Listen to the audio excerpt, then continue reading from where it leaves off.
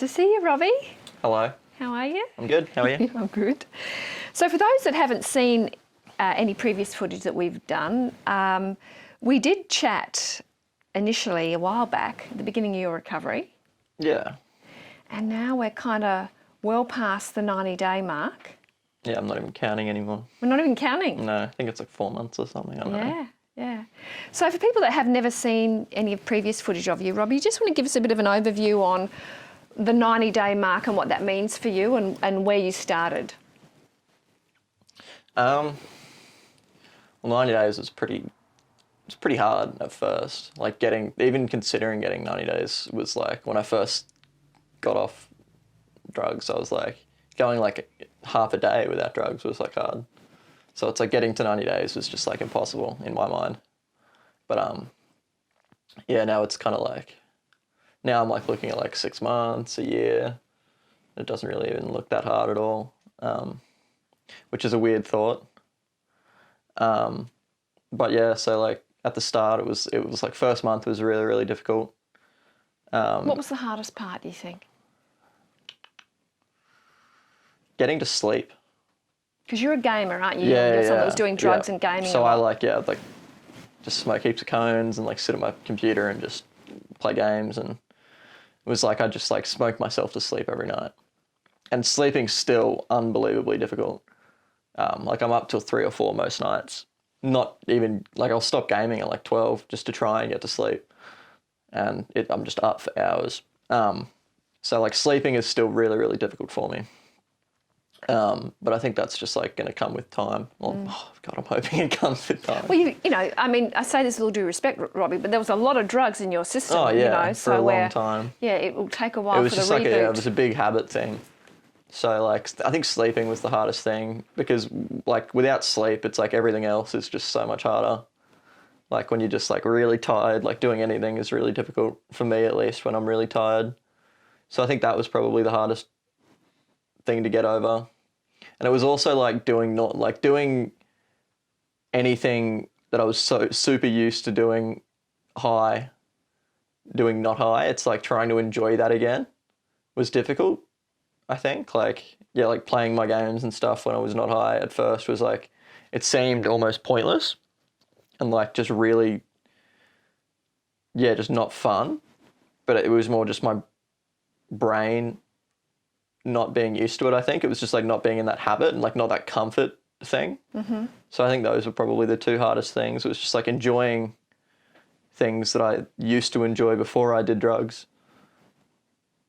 and then did on drugs. It was like enjoying those things and sleeping. I think those are the 2 hardest things for me.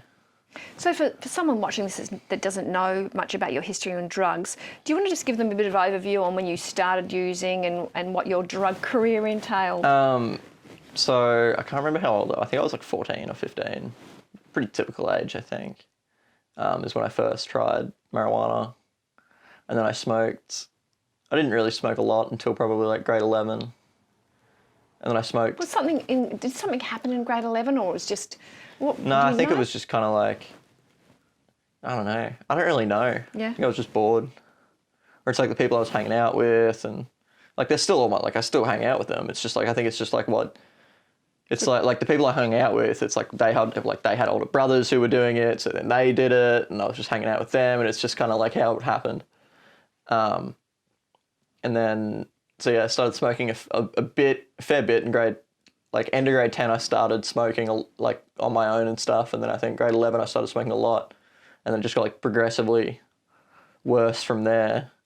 And then I moved down to the Gold Coast to go to uni after high school. And from there I started doing like I'd done other drugs in high school. Like I'd tried pills and all that kind of stuff. I tried it, but I hadn't really I wasn't really into it until I like went to uni and started like moved out of home and started living on my own.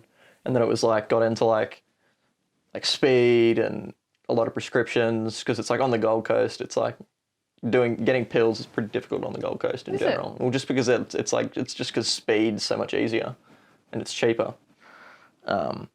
So it's just like I just moved into like doing speed and doing a lot of prescriptions like Adderall and Xanax and all that kind of stuff. And for those watching this for the first time, perhaps a parent might be watching this and they might be asking the question, well, why would a young lad do Adderall or Xanax? Do you want to just educate them a little? Well, it's because those kind of drugs, when you drink, they're basically like party drugs. Like anything with alcohol is pretty easy to get pretty wasted.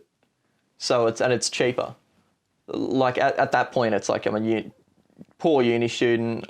Like I wasn't really working. Like I had worked, and I'd worked all through high school, but I didn't have a lot of money.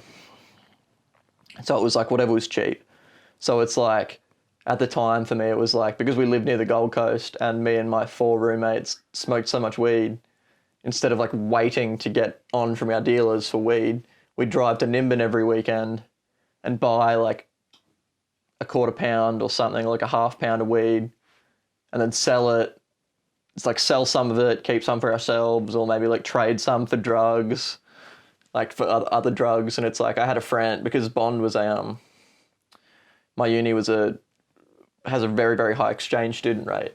One of my good friends was an American kid with really, really bad ADHD. And because Americans are so much looser with giving out prescriptions, he had like unlimited prescriptions for Adderall, Xanax, and it was just easy. It was accessible. It was more easily accessible than other kind of drugs for us. And it was like, and it's just, like you want, like during the day, it was like we'd smoke weed, and then at night you'd want party drugs, like something that goes well with alcohol. And it was like, I'm pretty sure Adderall's just essentially like prescription speed, really. Like, Kills your appetite. yeah. Like I didn't eat, like at all. Like I spent all my money on drugs. Like I didn't eat. Like So how much thinner then would you be? How many would you? I know exactly. So I was, like right now I'm 77 kilos, which is the most I've ever weighed in my entire life. So when I quit smoking 4 months ago, I was 70 kilos. So since then I put on 7 kilos. And when I came back from the Gold Coast, I was 60. Wow. And I'm 6 foot tall. Wow. So that's like, I was really That's thin. underweight, Like looking Robbie. at looking Yeah, at yeah. photos of it from back then, I'm like, holy shit, I look really You thin. were unwell. Yeah. Like really bad. At the time I didn't think much of it. But like when I came back I was like, wow, this is But your pretty mum was bad. worried. Oh yeah, for sure. But I've always been thin. And like I just never really thought much of it. But yeah, so when I came back I weighed next to nothing. But so yeah, it was a pretty rough time down the Gold Coast, and then You had a very dark patch. oh yeah, for sure. And that's the thing, I don't really remember much of it. Like I remember what I did, like in terms of drugs, and I remember what my day consisted of. Like I'd wake up, smoke 6, 7 cones, maybe take a Xanax, and I'd wake up at like 11. Like I wouldn't go to uni. Like I had classes, but I wouldn't go, which cost me a lot of money. And then like once it hit like afternoon, and I'd smoked like 15 cones or something. By that time, I'd just be like, I'd start drinking, and it was like, oh, it's dark. All right, then we can take drugs, keep drinking, go out somewhere, or just have people over at ours. Like it was just easy. Like it was just like a routine. And it's like I remember what I did, but I don't remember much. Like since coming back to Brisbane, I've met people from the Gold Coast who've been like, oh hey Robbie, blah blah blah, and I'm like, who the fuck are you? Like I have no idea who you are. Robbie, And they're like, oh, we hung out multiple times. I'm like, dude, I literally don't remember you. Which is pretty weird. And people, I've offended a few people, but it's like, Yeah. I don't remember. you did talk about in our previous interview about that suicidal crossroads. Are you Yeah. happy to just Yeah. for people that haven't Yeah, heard you yeah, sure. before? Well, I've had like a couple suicide attempts now. Well, like not a couple serious ones. There's like, when I was down the Gold Coast and I was on a lot of drugs, I broke up with my girlfriend at the time, and that ended pretty badly, and I was like, I just wasn't in a good place mentally, obviously. So how old were you then? 19, 18? 18, 19. Yeah. I think I was probably 18 at that time, which is So young. your first kind of real breakup where you really cared, do you think? Yeah, yeah. They're always, God, they knock people And I around. was super young. Yeah. And that was like, to me, it seemed like the end of the world. And looking back on it, it was pretty stupid. So I haven't even dated it for that long, to be honest. But like, look, like, you know what I mean? Hindsight's 20/20. But like at the time, it was pretty huge. And then that was kind of like my first thing where I was like, fuck, like I don't want to be alive anymore. Anyway, fast forward like 2 years, I think I was like 19, maybe 20. I'd had a girlfriend for about a year. Back in Brisbane, like I was on and off drugs. Like I'd stopped smoking weed for like a couple months at some point, but I was doing a lot of pills on the weekend. My girlfriend was really into like acid. I'm terrified of acid. I had some really bad experiences on acid, so I never did it. But like I was still on drugs. And then we broke up, and then I'd overdosed on Valium and some other medication I had in my house, trying to kill myself. And then my parents came home and like found me like passed out. They took me to the hospital and they said to my mum, they're like, yeah, he either like wakes up at this point or he doesn't. Like there's nothing, it's already in his, like pumping his stomach at this point, will do nothing. So there's nothing we can do. We just have to like give him fluids and just wait for him to wake up. And that's pretty shit for my parents. So that was that second big time. The first one you were on a balcony, weren't you? Or, yeah, a roof. Roof. And I was just standing up there and my brother had to come around and talk me down. He's like, and he was more just like, if you do this, I'm going to beat the shit out of you. Which doesn't make much sense, but at the time I was It like... worked? He's like, you can't do this. It's so unfair, Rob. And I was like, yeah, right. Now, I'm really interested, as before you told us about those really dark times, that you kind of said that they weren't even that serious. I mean, my God. Well, that one, it's like, looking back on it, I was just like, I don't know if it was more just, I don't know. I guess they're all pretty serious. You were in a pretty dark place. Yeah, but I don't know. In terms of seriousness, it's like, to me, it's like the one where I overdosed, that one's serious, you know?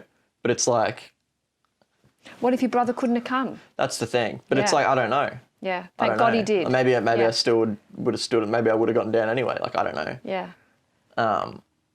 But you were not in a stable place to be on a roof. No, for sure. Yeah. But I don't know. I just kind of sort them out that way, if that makes sense. Sure, absolutely. I get it. Like, they're all serious, but it's like that one was the bad one. Yeah, that would probably be a better way to put it. They're like not as bad or like really bad. Yep. So the overdose one was pretty bad, and then like just after that it was like repeatedly like every time I'd get super pissed I'd like end up on the Story Bridge. Like multiple times I'd try and decline that bridge, and like the things on the top of the bridge like kept cutting my hands up and stuff. Like I've been put in that Royal Brisbane mental ward by the police like 3 times or something, because they have to. If you try to climb the bridge, they're really quick on it too. I don't know how they do it. They just have cameras and shit. And they come from both ends. That's what I remember, because like they'd be coming towards me and I'd be backing up, and then they'd grab me in the back. Wow. So they're really good. And then they'd talk to you, and they'd put you in the back of the van and take you to the hospital because they have to, like duty of care. And then I'd spend the night there, which is fucking terrible. It's like so one flew over the cuckoo's nest. Like, yeah, it's grim in there for sure. And it's pretty eye-opening. And then I'd be out by the morning most of the time. I think I'd spend like maybe half a day in there maximum, but that's more just because like the doctors were doing other stuff and they couldn't get to you. Because like at that point you're not really a safety risk if you're in there. Does that make sense? Like they have better stuff to do. Yeah. So it was just like a waiting game to get out. But it was like, yeah, so that happened a couple times, and then it was like, all right, I can't really drink. Drinking is just bad news. So then I didn't drink for almost a whole year, maybe longer. You still did drugs? Still did marijuana? Oh yeah, I was smoking the whole time, because it's like, I don't know, smoking was, to me it was like, what's safest? It's like I can either drink and put myself in danger, or I can smoke and go to sleep. Like, it's like, what happens if I get too drunk? I end up on a bridge. What happens if I smoke too much? It's like, maybe I vomit in the toilet if I smoke way too much and then pass out of my bed. Like, and how many times have I greened out? Like, maybe like a handful in however many years I smoked, like 6. So it's like, it was the lesser of two evils. I'm with you. So it was like I just smoked for that whole time, 18 months, whatever, longer, 2 years.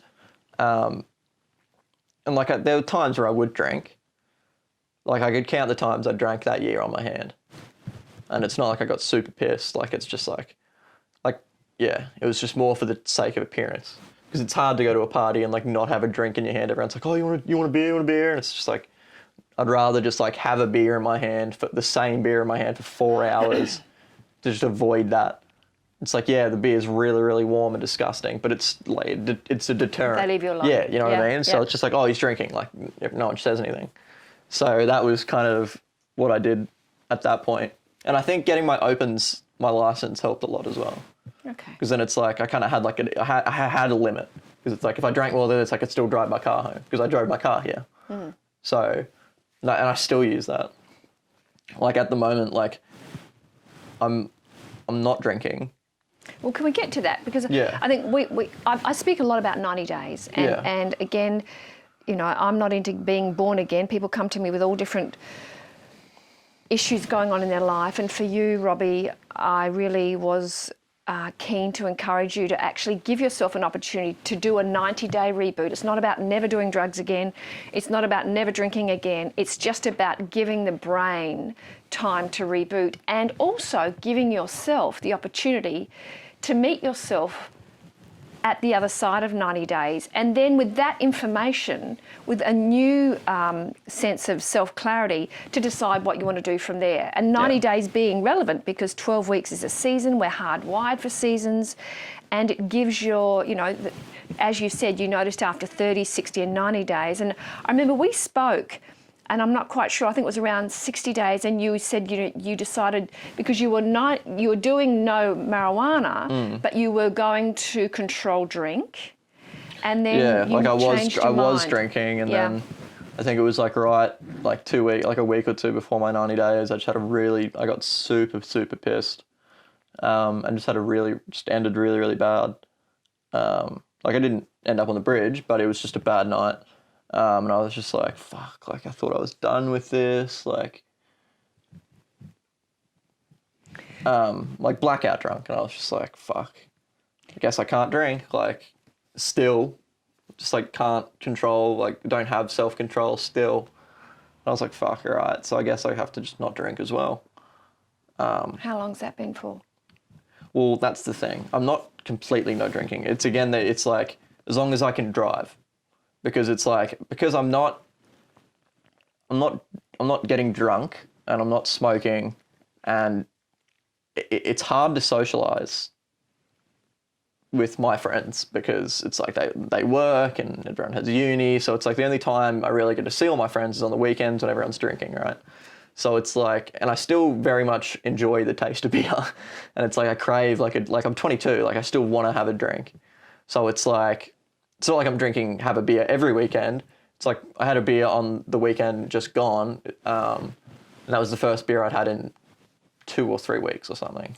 And I think what's really important here that we're talking about, you know, at 22 years of age, you know, this is, you know, my oldest son at 23 years of age had to reassess his relationship with alcohol. And I think any person in their 20s actually being courageous enough, like you are, Robbie, to just actually have a look at what you're doing with substance misuse. And again, it's not about whether you're an alcoholic or a drug addict. What we're looking for is improving the quality of your life. And I think one thing we always have to look at is gateway drugs. And, you know, we always have to look at the number one drug that's doing the most damage and then stagger down. And we were always aware that, you know, if you took the marijuana away, and you hear the recovery term swapping the witch for the bitch. Yeah. The second drug often takes prime position. Yeah. But, you know, again, just having the 90 days off marijuana, it's given you clarity on what the alcohol's doing. Yeah. And now you're able to assess, you know, in a 12-step model, they would say abstinence only, but there are many ways to the waterfall. And that's the thing. I think,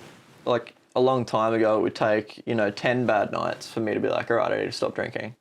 Wow. Okay. And now it's like, all right, I had one bad night. I'm like, fuck, you're an idiot. Like, and I think, like, a couple of my mates were pissed off at me after that night. My mum was really pissed off at me, but it's like, I don't think anyone was quite as pissed off as I was. Yeah.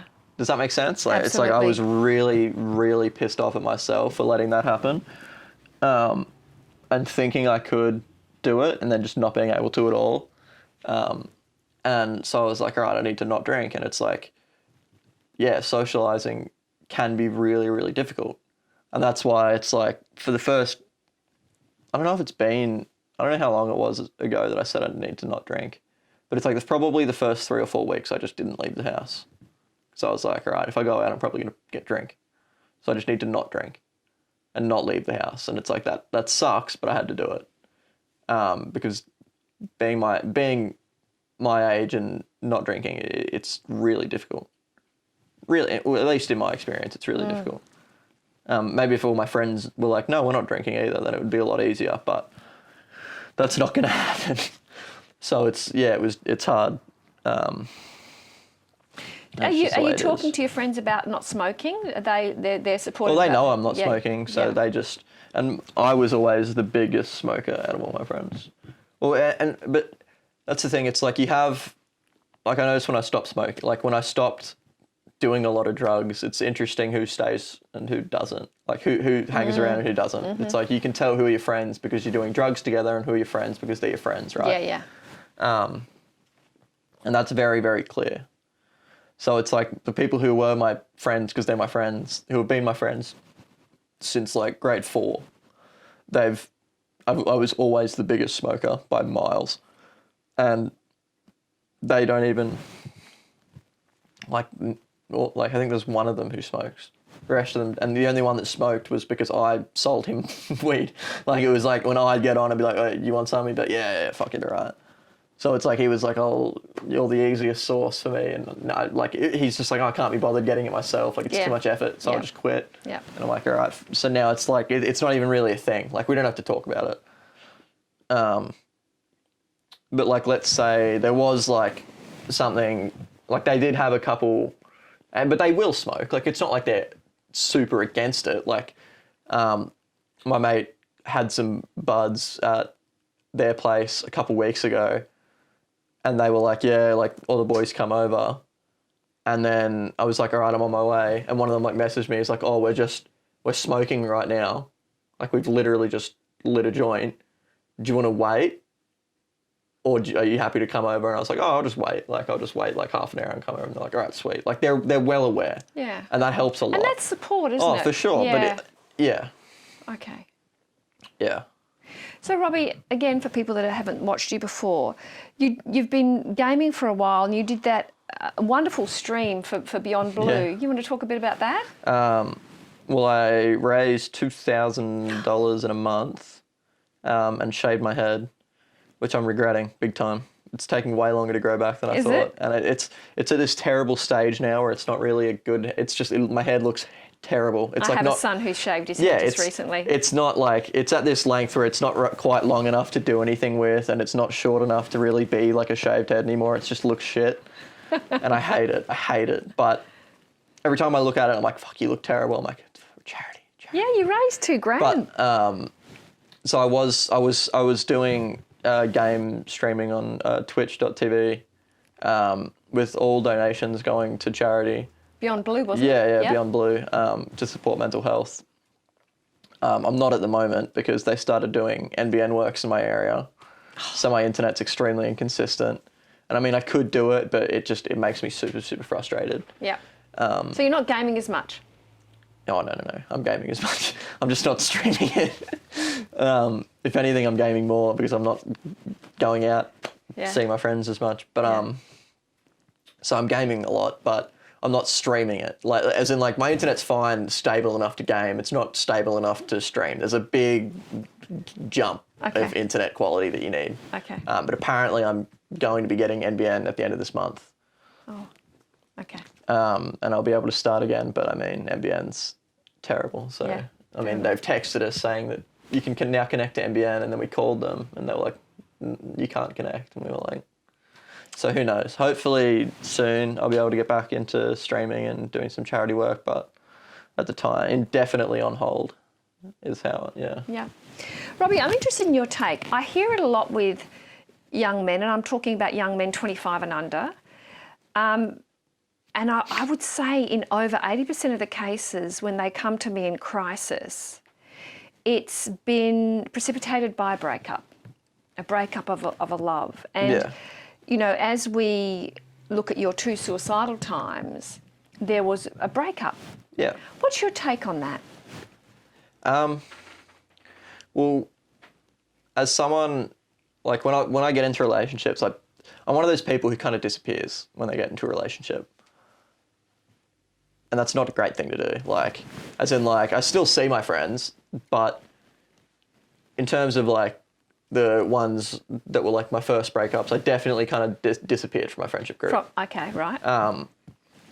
More so the second than the first, because I was living with my friends at the time of the first breakup. But and at that time, it's like when you spend that much time with someone and when you're so invested and then it all just kind of comes crashing down, it's like, what do you do from there?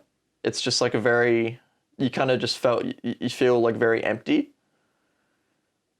But I think that's just being young. Like, you just don't put value on the thing. Like, I felt like I hadn't put enough value into the other things around me at the time.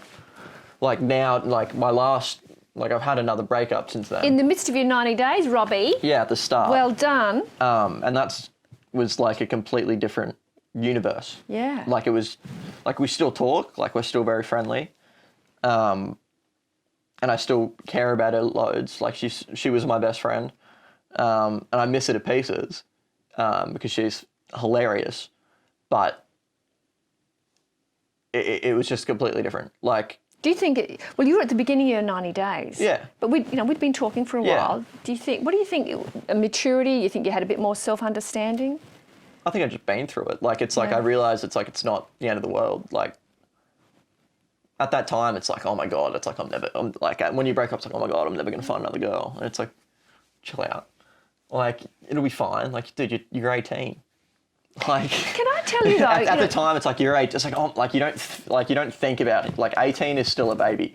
Like, I know I'm only 22, but like, I feel like I've grown a lot since I was 18. Like, and that's the thing. It's like, I think about 18-year-olds. I'm like, oh, they're just little bubbers. Like, because you don't, like, 18, you have so much learning to do between the age of like then and 20, or even then, like 18 and 30. It's like I would say you learn more between 18 and 30 than you probably do in 1 to 18, like, in terms of life skills.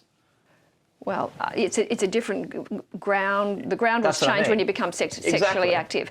Can I tell you though, Robbie, I think there's another element here, because I work with clients in their 40s and 50s. I think rather than age, and I agree with you, you were young and green and naive, but what you were describing, when, I hear a lot of people say, I lose myself in a relationship. Yeah. And people that have careers and have fitness and have financial security often find, and this is what codependency is, where they actually lose that sense of self. They lose their emotional centre of gravity. And I will tell you, Robbie, this has got less to do with age and more to do with emotional maturity, because there are people that I hear them on this couch at 45 and 55 going, that was it for me. There is nobody else for me. Yeah. That was my chance. I've stuffed it up, and often we'll look back on that relationship and feel that, even though that it was codependent and they were giving their power away, that was better than nothing. And I think that's something that I've observed in you as, you've done your work and started to work on your recovery. You've got a stronger sense of self. Yeah, and I think, like, the phrase, like, failure is the best teacher, right? Yep. As in, like, I'd fucked up before thinking that was the end of the world. And it's like I'd gone too heavily invested in a relationship where it's like, we do everything together, like, you're my whole world. And it's like, no, it's like the last time, it's like, I appreciated that it's like, all right, I need to do things on my own sometimes. Like, I need my alone time. Like, I need to not be with this other person like 24 hours a day, every day of the week, which had been previously. It's like, because that's not healthy. That's codependency. Yep. And codependency is, like, it's nice. Like, it's nice. There's a lot of positives to it. Like, it's not doing things alone, like, it's definitely positives, but in general, it's pretty unhealthy. And I think not becoming codependent, like, I was constantly aware not to become codependent. I think every time that we were getting close there, I'd talk to her and I'd be like, look, like we're getting codependent. I think we just need to take a step back. She'd be like, yeah, okay, you're right. You're right. And that was, I think, a big part of why that breakup went okay. Well, I would say well, in terms of how good a breakup can go. I think also what's interesting about codependency is people that are vulnerable to relationships that become codependent. And I put my hand up here because I've been codependent and anti-dependent. That's basically, you know, on either end of the seesaw where you give all your power away or you take all of theirs. And often people that don't have an emotional centre of gravity, so they... And you know, you describe your lifestyle of one of isolation. Isolation is different to solitude. Solitude is when you have quality time with yourself, by yourself. Quality time being you're not numbing off, you're not disconnecting with booze, drugs, sex, porn, spending, but you're doing something quality like going surfing, going walking, doing something, walking your dogs, doing something that connects you to yourself, where you actually have good time in solitude. Now, when people don't know how to be good company for themselves, we talk about loving yourself. I always say to people, let's try actually just hanging out with yourself. Then you might learn to like yourself. Now, a love affair is a big thing to ask for people that don't even know themselves, let alone like themselves or hang out with themselves. And isolating through gaming, drinking, drugging, spending, eating, porn. So when a relationship comes along, you often, what a codependent isolator does, you know, someone who's codependent on the gaming or whatever, just shifts the focus to that relationship. And then, as you were saying so eloquently, when that goes away, there's nothing. Yeah. And so the real challenge, you know, now you're doing, you know, quality, you know, you're spending quality time with yourself. I mean, you're still gaming, And as it's you like, said. and that's the thing, it's like just because I'm doing the same thing on 2 separate days doesn't mean that like one day I may be isolating myself. Like I'm still playing games, but I feel like I'm isolating myself more than the next day where it's like I'm playing games, but I'm not, like I'm more open mentally. Like I'm like happier to talk to my, like, where it's like if mum comes to my room and starts talking to me, like I'm not just like, yeah, go away. Or like, or I'm just like, or I'll spend all day in bed. Like it's like, just because I'm sitting at home alone, like sitting at home alone isn't always isolation. Absolutely. Yeah, so it's like, I definitely notice a difference. Like there are still days where I isolate myself, definitely. Yeah. But me too. There are still days, like a lot of the time, sitting at home isn't. Yeah. So, and I think it's important to realise that. Yeah, and the thing is, you know, often when we're isolating, it's because we're in overwhelm and we just want armour up and everyone to fuck off because we're... Or you just wake up on this wrong side of the bed. Absolutely, and we're low on fuel. And but those days when we're in solitude, as you said, you've got an open heart and an open mind. Yeah. And you're in your own company. And so people are welcome to connect with you or not. But when we're isolated, it's just, you know, our armour's up and we've disconnected. Yeah. Numbed off. For sure. Yeah. Okay, so Robbie, I suppose what would be really great is, you know, thank you for coming back again and giving us the update.